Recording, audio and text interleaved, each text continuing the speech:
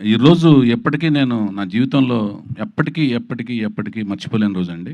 ఎందుకంటే నాకు నందమూరి తారక రామారావు గారి యొక్క ఈ ప్రదేశం అంటే నాకు ఒక పుణ్యక్షేత్రము, ఒక దివ్యమైన స్థలము, ఒక పవిత్రమైన స్థలం కింద, ఒక శక్తినిచ్చే స్థలం కింద నేనెప్పుడు భావిస్తూ ఉంటాను.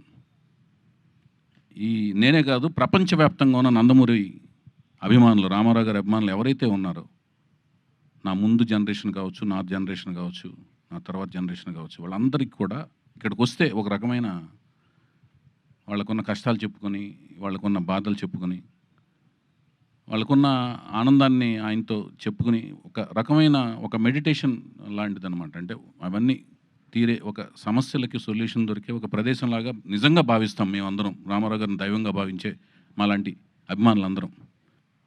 ఆయన ఎప్పుడు మనతో ఉన్నారు. తెలుగు జాతి ఉన్నంత వరకు ప్రతి వ్యక్తిలోనూ ఉంటారు, చరిత్రలో ఉన్నారు. రాయబోయే చరిత్ర ప్రతి చరిత్రలోని ప్రతి పేజీలోనూ ప్రతి పంక్తిలోనూ ఉంటారు ఆయన. సో మేము ఎప్పుడు అలాంటి ఒక ప్రదేశంలో ఆయన 4వ తరానికి చెందిన, మళ్ళీ ఆయన పేరుతో 3 అక్షరాలతో, ఆ పవర్ఫుల్ 3 అక్షరాలతో ఆయన మనవడు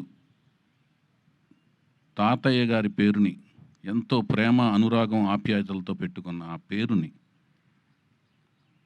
పెట్టుకోవడం అంటే అంత ఈజీ కాదు.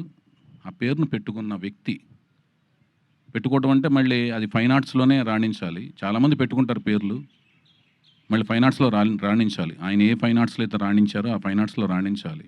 పుట్టినప్పుడు పెట్టుకుంటాం, పెరిగి పెద్దయిన తర్వాత ఆ ఫైన్ ఆర్ట్స్ ఆయనలో కనపడాలి. అలా కనపడిన ఆ అబ్బాయి నా కళ్ళల్లో పడతాం.